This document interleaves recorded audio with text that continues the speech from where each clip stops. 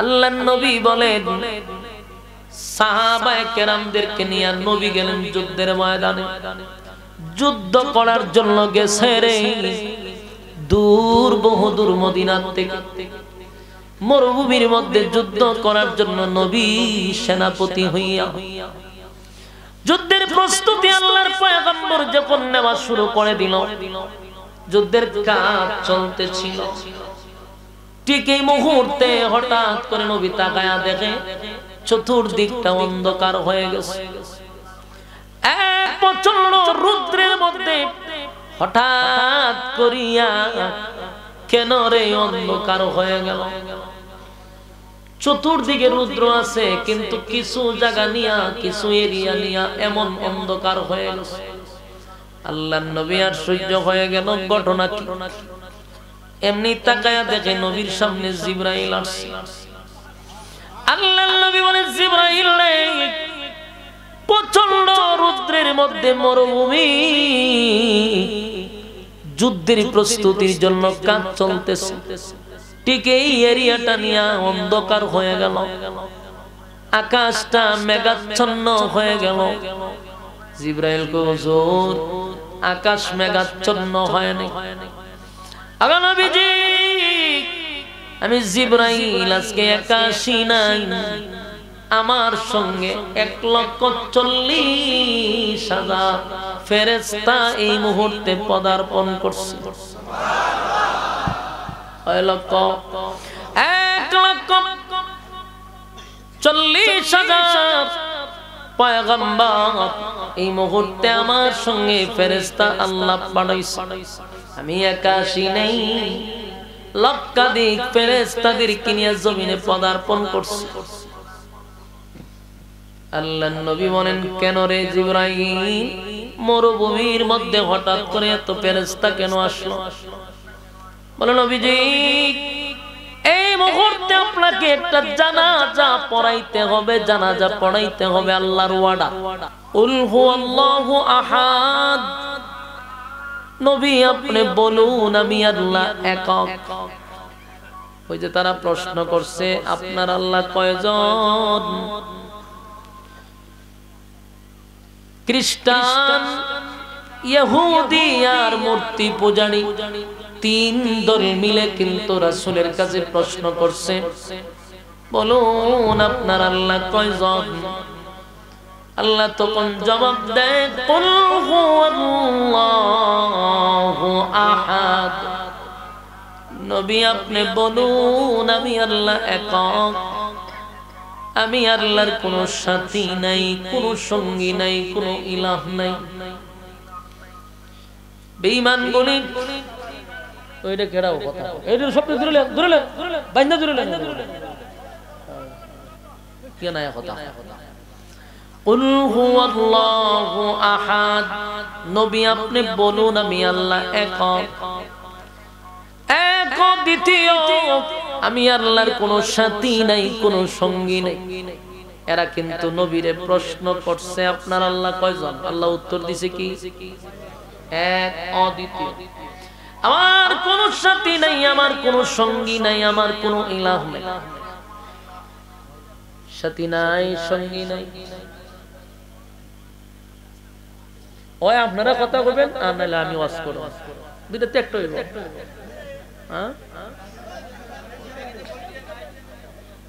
হ্যাঁ, এখানে কেনা কথা, ফোন টোন বন্ধ করেন, ফোন টোন বন্ধ করেন।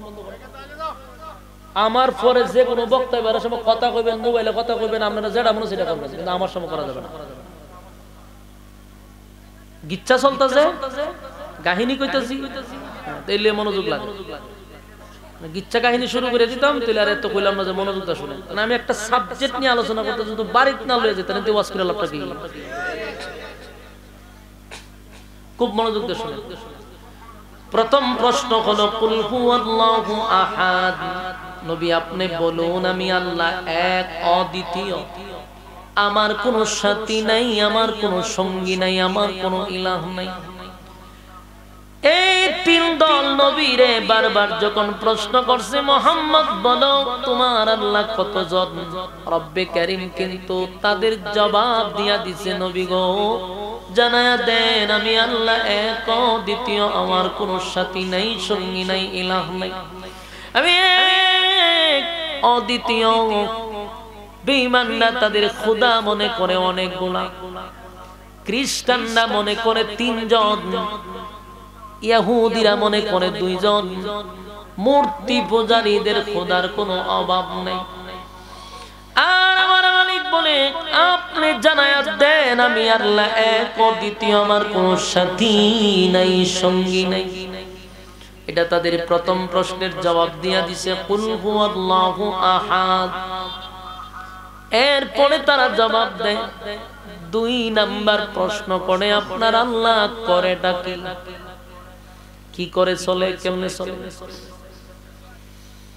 এটার জবাবও কিন্তু আমার মালিক দিয়া দিছে আল্লাহুস সামাদ। বেঈমানরা প্রশ্ন করে আপনার আল্লাহর কাজ কি, উনি করেটা কি, কেমনে চলে, কি করে? আল্লাহ জবাব দেয় আপনি জানায়া দেন আল্লাহুস সামাদ। আমি অমুকাফিক, আমি কারো উপর ডিপেন্ড করি না, কারো উপর আমি আল্লাহ নির্ভর না। কুল কায়নাত আমি আল্লাহর উপর নির্ভর করে। আমি মালিক, কারো উপর নির্ভর করি না, সবাই তো আমি আল্লাহর উপর নির্ভর করে। সৃষ্টি জগৎ সব মালিকের উপর ডিপেন্ড করে। এই জন্য এটাও জবাব দিয়া দিচ্ছে আল্লাহুস সামাদ, আমি অমুকাফিক। 2 নম্বর প্রশ্নের জবাবও তারা পেয়ে গেল। 3 নম্বর প্রশ্ন হলো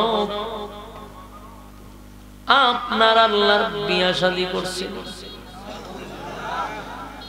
বেঈমানগুলি রাসূলকে প্রশ্ন করে আপনার আল্লাহর ছেলে মেয়ে আসেনি? আমার মালিক তাদের এই বিতর্কিত প্রশ্নের জবাব দিয়া বলেন লাম ইয়ালিদ ওয়া লাম ইউলাদ, লাম ইয়ালিদ ওয়া লাম ইউলাদ। আমি আল্লাহ কারো কাছ থেকে জন্ম নেই নাই, কাউরে জন্ম দেই নাই। বলুন আল্লাহ কারো কাছ থেকে জন্ম নিছে? আমার আল্লাহ কাউরে জন্ম দিছে? মালিক কাউরে জন্ম দেয় নাই, মালিক কারো জন্ম নেয় নাই। আমার মালিক একে একে সব প্রশ্নের জবাব দিয়া দিল। 3 নাম্বার প্রশ্নটা ছিল আপনার আল্লাহ বিয়া শাদী করছে, বাচ্চা কাচ্চা আসেনি? আল্লাহ তো জবাব দিল লাম ইয়ালিদ ওয়া লাম ইউলাদ, আমি আল্লাহ কারো কাছ থেকে জন্ম নেই নাই, কাউরে জন্ম দেই নাই। আমার মালিক জন্ম দেয় না, জন্ম নেয় না। এরপরে তারা 4 নাম্বার প্রশ্ন যেটা করছে, 4 নাম্বার প্রশ্নটা হলো আপনার আল্লাহর শক্তি কি পরিমাণ আছে? এরা আমার মালিকের শক্তি জানতে চায় রে। আমার মালিক এটার জবাবও দিছে ওয়ালাম ইয়াকুল লাহু কুফুয়ান আহাদ, আমার সমতুল্য, আমার সমকক্ষ কেউ নাই, কেউ নাই। বলুন আল্লাহর সমতুল্য কেউ আছে? আল্লাহর সমকক্ষ কেউ নাই। তাহলে একে একে একে একে 4 প্রশ্নের জবাব দিয়া দিল। প্রথম প্রশ্ন ছিল আল্লাহ কয়জন? তাই আল্লাহ বলেন কুল হুয়াল্লাহু আহাদ, নবী বলুন আমি এক, অদ্বিতীয়। আপনার আল্লাহ কি করে? আল্লাহ কয় আল্লাহুস সামাদ, আমি অমুকাফিক, কারো উপর ডিপেন্ড করি না। আপনার আল্লাহর ছেলে মেয়ে আসেনি? আল্লাহ কয় লাম ইয়ালিদ ওয়া লাম ইউলাদ, আমি আল্লাহ কারো কাছ থেকে জন্ম নেই নাই, কাউরে আমি আল্লাহ জন্ম দেই নাই। 4 নম্বর প্রশ্ন আপনার আল্লাহর ক্ষমতা কি পরিমাণ জানতে চাই গো। আল্লাহ বলেন ওয়ালাম ইয়াকুল্লাহু কুফুয়ান আহাদ, আমার সমকক্ষ, আমার সমতুল্য কেউ নাই। যুবক ভাইরা, আমি কিন্তু 3 ভাগের 2 ভাগ আলোচনা করে ফেলছি, কথা কি বুঝতেছেন? কেন নাজিল হলো সেটাও বললাম, সরল তর্জমা গুলি আপনাদের সামনে উপস্থাপন করলাম। আলোচনার 2 ভাগের 3 ভাগের 2 ভাগ শেষ। এই একে একে 4টা প্রশ্নের জবাব আল্লাহ সূরা ইখলাসের ভিতরে দিয়া দিছে। আরো অসংখ্য প্রশ্ন করছে, কিন্তু মূল 4টা প্রশ্ন দিয়ে আল্লাহ সূরা ইখলাস নাজিল করছে। তারা আরো জানতে চাইছিল আমার আল্লাহর ঘুম আসেনি, আমার আল্লাহর তন্দ্রা আসেনি, আমার আল্লাহর বিশ্রাম আসেনি, কখন ঘুমায় কখন খায় কেমনে চলে। আল্লাহ কয় আল্লাহুস সামাদ, আমি আল্লাহ কারো উপর ডিপেন্ড করি না। বলুন আল্লাহর কি রেস্ট নেওয়া লাগে, একটু বিশ্রাম নেওয়া লাগে? আল্লাহ বলেন লা তাখুযুহু সিনাতু ওয়ালা নাওম।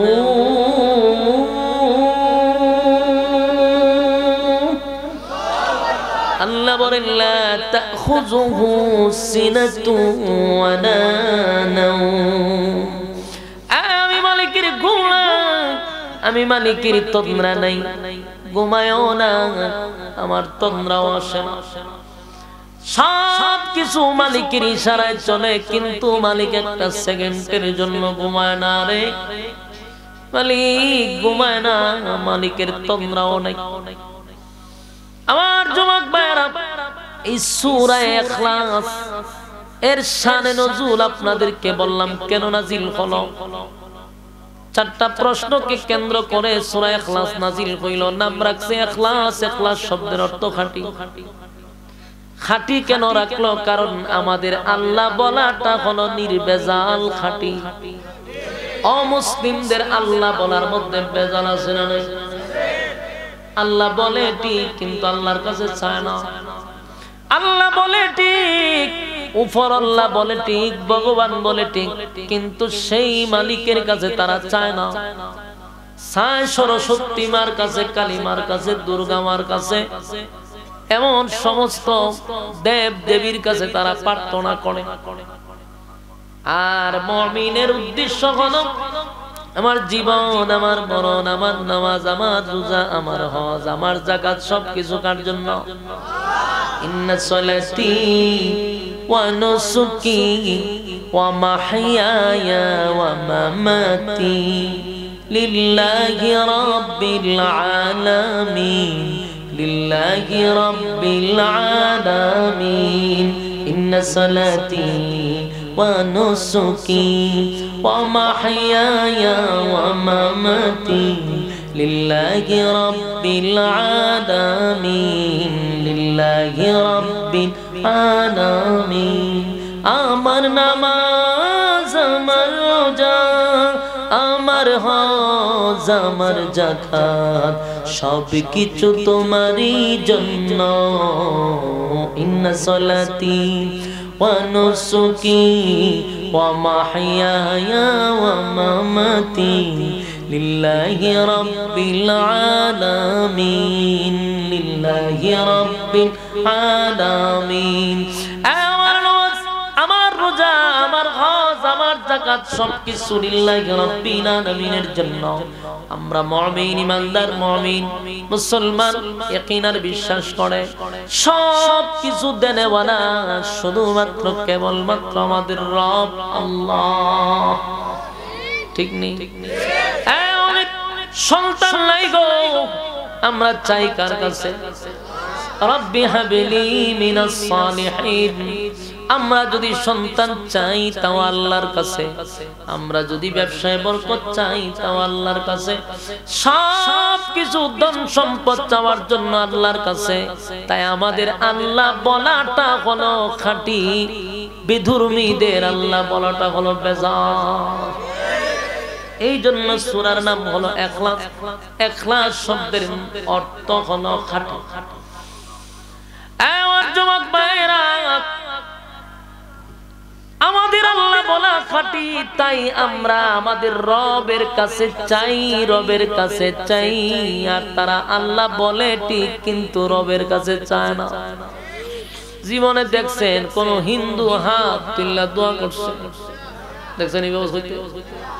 এর আর কিছু চাইতে গেলেই মণ্ডপ ঘরের ভিতরে ঢুইকা তারপরে দরজা লাগাই আছে। ঠিক নেই? ছায় আবার এমনি না, খুদার সামনে আগে খাবার দেয়, খুদারে খাওয়ান টাওয়ান খাওয়াইয়া, খাওয়ান তো দেয়, খুদায় তো খানা খায় না, খায় না খুদা। খুদার সামনে অনেকগুলো আইটেম দিয়া রাখে, খুদার খাওয়ান মাসিয়ে খায়, মশায় খায়, বিলায় খায়, চতুষ্পদ জানোয়ার খায়, কিন্তু খুদায় খায় না। সেই খুদার কোনো ক্ষমতা নাই গো।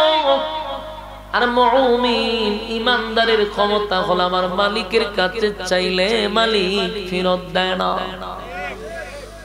তাই মুমিন আল্লাহ বলে, এই জন্য সূরার নাম ইখলাস।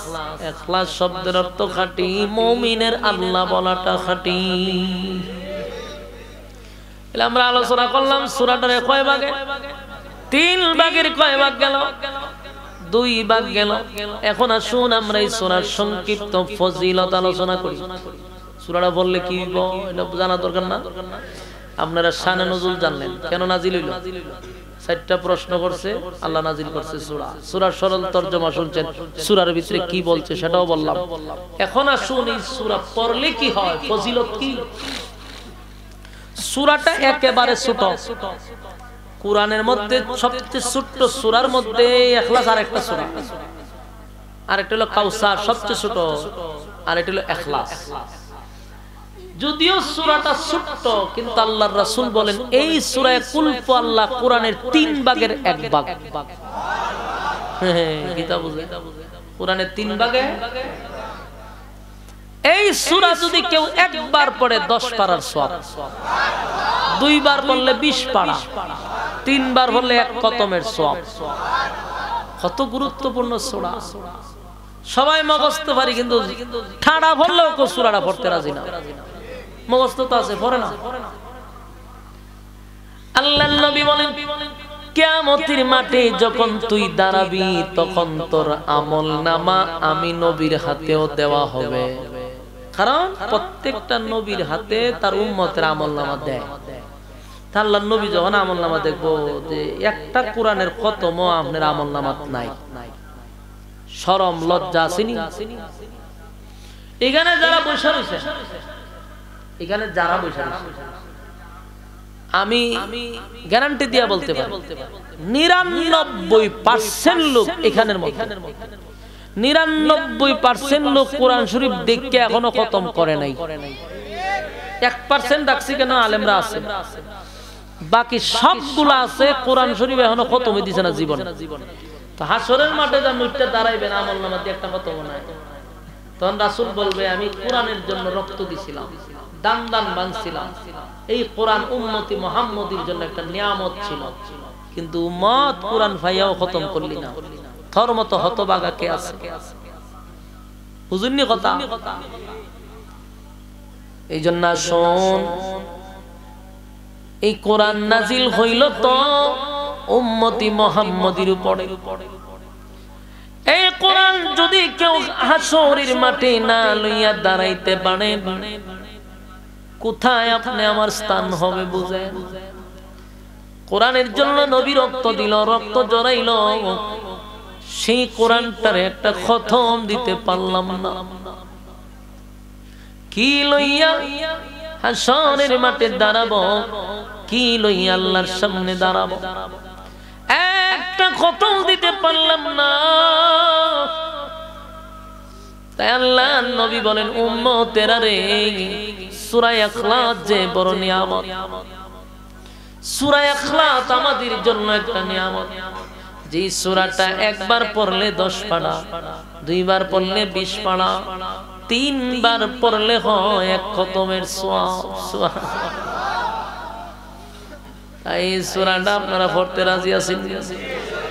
পড়ুন আমার সঙ্গে কুল হুয়াল্লাহু আহাদ আল্লাহুস সামাদ লাম ইয়ালিদ ওয়া লাম ইউলাদ ওয়া লাম ইয়াকুল লাহু কুফুয়ান আহাদ।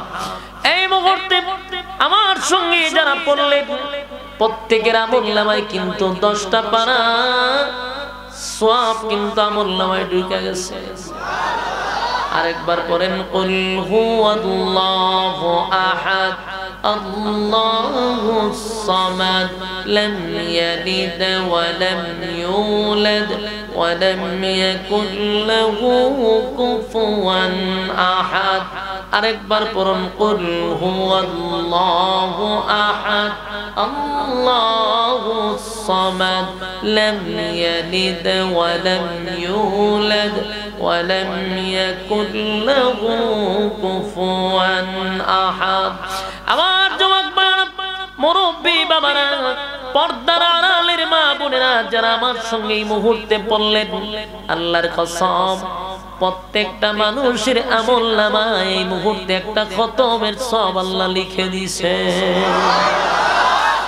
একবার চিন্তা করেন, আজকের মাহফিলে আইসা প্রত্যেকটা শ্রোতার আমলনামায় এক খতমের সওয়াব। কোন মাহফিলে? সুনামগঞ্জ জেলার ভিতরে কয়টা মাহফিলে কয়টা শ্রোতার ভিতরে এক খতম সওয়াব থাকে? এরকম মাহফিল খুব কম যে প্রত্যেকটা শ্রোতার আমলনামায় এক খতম সওয়াব লয়ে বাড়ি যায়, পাওয়া যায় এরকম। আজকে কিন্তু কমিটি সাকসেস, আপনারাও সাকসেস, আর আমি বলার কারণে আপনারা পড়ছেন, আমিও সাকসেস, কারণ প্রত্যেকটা শ্রোতার আমলনামায় একটা করে খতম কোরআনের বাড়িতে নিয়ে যাইতে পারছেন, আলহামদুলিল্লাহ। আমার যুবক ভাইরা, প্রতিদিন বেশি না 3 বার পড়বেন। 3 বার যদি পড়েন একটা খতমের সওয়াব আল্লাহ আমলনামায় লিখে দিবে। প্রতিদিন যদি 3 বার পড়েন 360 দিনে 360টা খতম হবে। এক বছরে 365টা খতম হয়ে যাবে। মরার আগ পর্যন্ত যদি পড়তেই থাকেন, কত খতম লইয়া হাসরের মাঠে দাঁড়াইবে। কিন্তু আমরা সকলেই পারি, কিন্তু পড়ি না। সূরা ইখলাস পড়তে কি আমাদের সময় লাগছে 5 মিনিট? না, 1 মিনিটে 3 বার পড়া যায়, কিন্তু 1 মিনিটে একটা খতমের সওয়াব। এই সুযোগ জানার পরেও মানুষ পড়ে না। আমার যুবক ভাইরা, শুধু এক খতম সওয়াব এমনটা নয়। আল্লাহর নবী বলেন, কেউ যদি প্রতিদিন 10 বার পড়ে, 10 বার পড়ে, জান্নাতের ভিতরে তার জন্য একটা বালাখানা তৈরি করা হয়। 10 বার পড়তে 10 মিনিট লাগে না গো, 10 বার পড়তে 5 মিনিট সময় লাগতে পারে। 5 মিনিটে জান্নাতে একটা বাড়ি। এখন তো আমাদের কাছে বাড়ির কোনো দাম নাই, এই বাড়ির কোনো মূল্য নাই, কিন্তু যেদিন 2টা চক্ষু বন্ধ হয়ে যাবে, আফসোস করে করে নিজের হাতের আঙ্গুলি কুশারের মতো চাবাইবেন আর বলবেন, হায় আফসোস, হায় আফসোস, অনর্থক সময় নষ্ট করলাম, বেহুদা সময় নষ্ট করলাম। বৈশা বৈশা যদি সূরা ইখলাস পড়তাম, আজকে জান্নাতে কতগুলা বাড়ি থাকতো। এই যুবক ভাইরা, সেদিন আফসোস করে কোনো লাভ হবে না। তাই সময়টারে কাজে লাগানোর দরকার আছে না? না, 3 বার পড়লে এক খতম, 10 বার পড়লে হয় জান্নাতে বালাখানা। আর যদি কেউ প্রতিদিন পড়তেই থাকে, আনলিমিটেড পড়তেই থাকে, কোনো গণাগণি নাই, পড়তে আছে, সময় পাইলেই পড়ে, ঘুমাইবার যাইবার আগে পড়ে, বাজারে যাইতে পড়ে, পয়সা থাকলে পড়ে, এইভাবে যদি কেউ পড়তে থাকে, আল্লাহর নবী বলেন তার সম্মান আর মর্যাদা দুনিয়া এবং পরকালে বেড়ে যাবে। যুবক ভাইরা, সূরা ইখলাসের আমল যদি প্রতিদিন পড়েন, আল্লাহর কসম সম্মান ইজ্জত আল্লাহ বাড়ায়া দিবে। দুনিয়া তো বেড়ে যাবে, পরকালও বেড়ে যাবে। এই সূরা ইখলাসের আমল যদি করতে পারেন, আল্লাহর নবী বলেন সাহাবায়ে কেরামদেরকে নিয়ে নবী গেলেন যুদ্ধের ময়দানে। যুদ্ধ করার জন্য গেছে রে দূর, বহুদূর মদিনা থেকে মরুভূমির মধ্যে যুদ্ধ করার জন্য নবী সেনাপতি হইয়া যুদ্ধের প্রস্তুতি আল্লাহর পয়গম্বর যখন নেওয়া শুরু করে দিল, যুদ্ধের কাজ চলতেছিল। ঠিক এই মুহূর্তে হঠাৎ করে নবী তাকায়া দেখে চতুর্দিকটা অন্ধকার হয়ে গেছে। এক প্রচন্ড রুদ্রের মধ্যে হঠাৎ করিয়া কেন রে অন্ধকার হয়ে গেল? চতুর্দিকে রুদ্র আছে, কিন্তু কিছু জায়গা নিয়া, কিছু এরিয়া নিয়া এমন অন্ধকার হয়ে গেছে। আল্লাহর নবী আর সহ্য হয়ে গেল। ঘটনা কি? এমনি তাকায়া দেখে নবীর সামনে জিবরাইল আসছে। আল্লাহর নবী বলে, জিবরাইল রে, প্রচন্ড রুদ্রের মধ্যে মরুভূমি, যুদ্ধের প্রস্তুতির জন্য কাজ চলতেছে। ঠিক এই এরিয়া। নবী কয়, আমার সঙ্গে তো যারা আছে কেউ মারা যায় না, কেউ মরে নাই, কার জানাজা আমি পড়াবো? বলে, মদিনায় একজন মারা গেছে, আপনার সাহাবী মুআবিয়া ইবনে মুআবিয়া দুনিয়া থেকে বিদায় হয়ে গেছে। আল্লাহর নবী বলে, জিবরাইল রে, আমি কই আর মুআবিয়া ইবনে মুআবিয়া কই? 100 কিলোমিটার দূরত্ব। এখন আমি চাইলেই তো তার জানাজায় শরীক হতে পারবো না, যাইতে মিনিমাম 1-2 দিন লাগবে। এই মুহূর্তে কিভাবে আমি তার জানাজায় অংশগ্রহণ করব? জিবরাইল কো, হুজুর, এটা ডাইরেক্ট জায়গা থেকে অর্ডার আসছে, আল্লাহর পক্ষ থেকে অর্ডার, জানাজা আপনি পড়াইতে হয়। নবী হয়তো যাওয়ান কেমনে? জানাজা তো এখানে দেখতে পড়ানো সম্ভব না। জিবরাইল কো, হুজুর, চিন্তার কোনো কারণ নাই, আপনি শুধু জানাজার জন্য প্রস্তুতি নেন। মরুভূমির মাঝখানে নবী সাহাবায়ে কেরামদেরকে লইয়া জানাজা পড়ার জন্য নবী কাতার বন্দী হইয়া দাঁড়াইছে। জিবরাইল কয়, হুজুর, আপনারা 2টা কাতার করেন। তাই সাহাবীদেরকে লইয়া নবীজি 2 কাতার করলেন। জিবরাইল কয়, হুজুর, আপনার প্রথম কাতারের সঙ্গে 70,000 ফেরেশতা দাঁড়াইছে, দ্বিতীয় কাতারের সাথে 70,000 ফেরেশতা দাঁড়াইছে। এই 70,000 ফেরেশতা দাঁড়াইলো। নবী গো, আপনি ইমামতির জায়গায় চলে যান। কিন্তু নবী আশ্চর্য হয়ে গেল, লাশ নাই, 100 কিলোমিটার দূরত্বে আমি কেমনে রে এখন জানাজা পড়াই? কিন্তু জিবরাইল আলাইহিস সালাতু ওয়াস সালাম ওনার ডানা দিয়া একটা বাড়ি মারছে মাটির মধ্যে।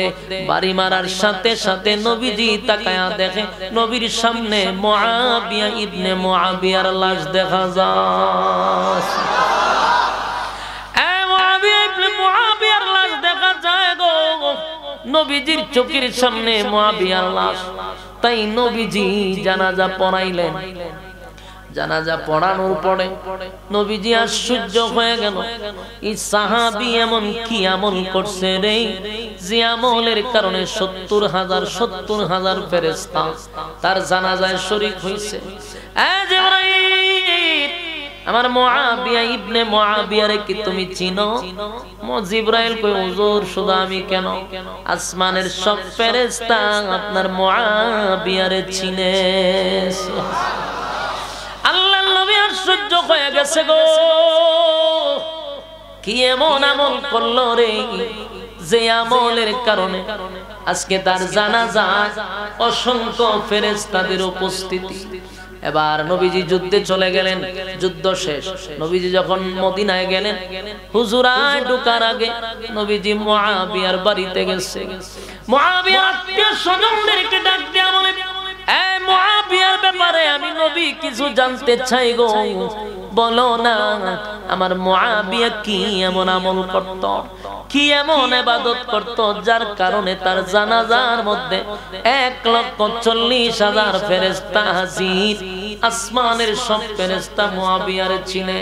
সাহাবীরা বলে হুজুর চোখে পড়ার মতো কোনো আমল নেই, তবে একটা অভ্যাস ছিল, হাঁটতে বসতে ঘুরতে ঘুমাইতে যে সময় পাইতো জবান দিয়া পড়তো কুল হুয়াল্লাহু আহাদ আল্লাহুস সামাদ লাম ইয়ালিদ ওয়া লাম ইউলাদ ওয়া লাম ইয়াকুল লাহু কুফুয়ান আহাদ।